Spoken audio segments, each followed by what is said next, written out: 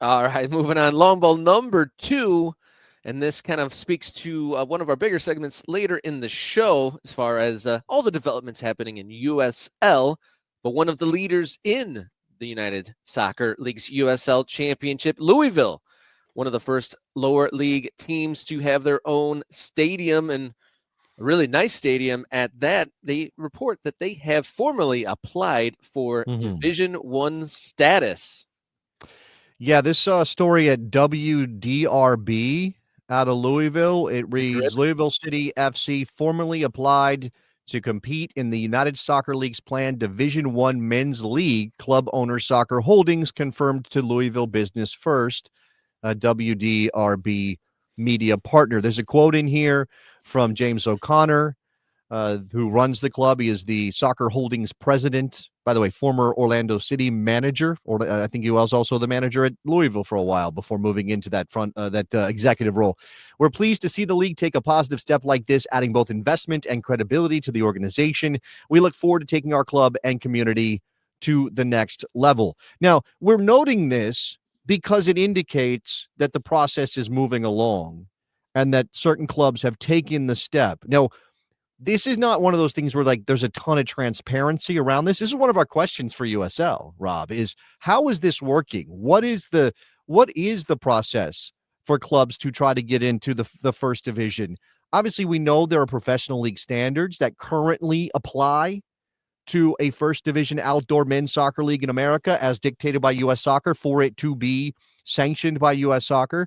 We have seen and heard rumors of discussions happening between USL and US Soccer around those PLS elements. And I don't know that anything is going to get changed necessarily sort of officially. We know waivers can be given.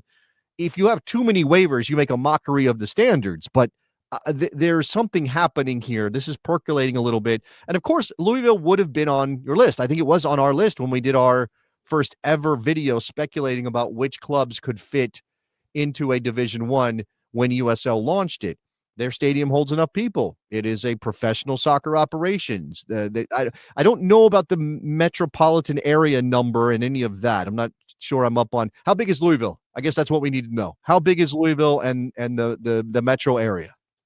How big is Louisville indeed? Let's get that in the chat. And I'm curious, I'd really like to get our hands on what that application looks like that the teams are filling out to apply for this first division. Is there questions outside of hitting the PLS standards? Is there like kind of an ambition question there? Like if you make it, what sort of investments will you make, or what is your vision? I'm curious if there's anything outside of like, do you hit the things that you just said? Do you have the stadium? Do you have the population? Yes, hopefully I want to see if there's anything like club specific, or do you just check the box marks that are needed for PLS standards?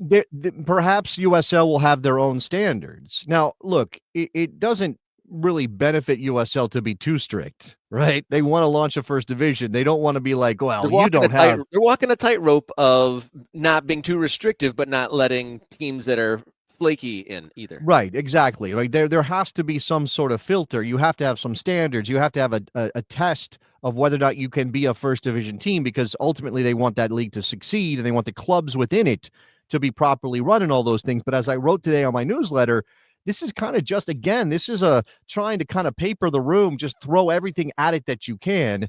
By the way, urban area, they have 1 million. Thank you to Bryn, rather. I just looked that up as well. That's fine. They're going to be fine in that regard. I don't think they have any issues meeting that PLS. So that element of the PLS, it is, and there are things that apply to the league that don't apply to the specific city or clubs, things like having enough teams in certain time zones and things like that, which obviously USL will either have to juggle, or maybe those are the things that are a little bit more up for negotiation with US Soccer when it comes to figuring out how to populate their league, which needs, per the PLS, again, I don't know how malleable this is, needs 12 teams in their first season. Got a question from an MK Ultra. Todd, does this mean the pyramid starting in 2026? No, sir, it doesn't. I'd say 2027 at the very earliest, but that doesn't seem very realistic as it stands. My guess, and I think we've seen some things that are kind of in passing mentioned here. I think we're talking, and again, part of our question for USL is, will you roll out the first division before you roll out Pro Rel? Now, and again, Soccer Night Detroit, this is what I was talking about. Pro Rel is being planned for 28, Premier Division One being planned for 27. They can certainly stand up the first division faster than they can work out the Pro Rel situation, right? Those mechanisms for how teams are going up and down, how many teams are doing that. Are you doing playoffs? Are you doing, what is the standard there? And again, an element of this too is if you go from the second division to the first division, within the PLS, do you meet those standards? How does that, and as Too Many Burgundies has said, PLS were written with a closed league model in mind. It'll be interesting to see what USSF thinks about possible adaptation to allow for pro rel integrity. Because if you have a team that wins promotion from the USL Championship to Division One and their stadium holds 10,000, what do you do if the team that goes down is one of those teams that helps you meet the standard? Right. So again, how many waivers per year? Not just sort of like in general, but how many waivers each season? What kind of adaptation do you need to that point from season to season as teams go up and down? Yeah, the fundamental structure of it all needs to be changed and reconciled, because part of the PLS is like having certain amount of teams and certain amount of time zones. And if, clubs are moving up and down around, there's no way to ensure that, there's no teams in the Western time zone or the Pacific Yeah. time zone. And so, yeah, interested to see, really hope that we get some information back from USL regarding these kind of details. There's certainly a lot of unanswered questions as we stand.